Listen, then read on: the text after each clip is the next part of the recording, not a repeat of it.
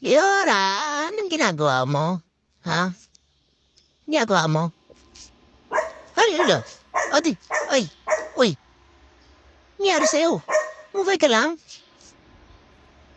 Okay ka lang? Hello, hello siya. Nangyari dito, ma?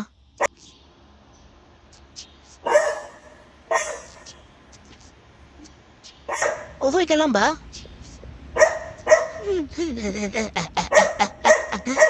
Kumain ka na naman ng tubol mo, no? Napakabaho. Sinasabi ko na nga ba, kumain ka na naman ng tubol eh. Kararayan mo yan ng tubol mo. Sabi ko na eh, magbabago yung ano mo eh.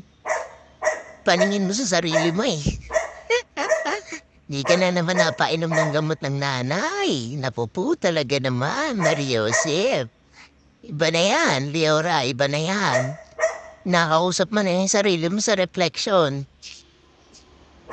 Ay, kinakausap ka ng sarili mo? Magbago ka na daw. Tigilan mo na daw yung kakakain ng tubol.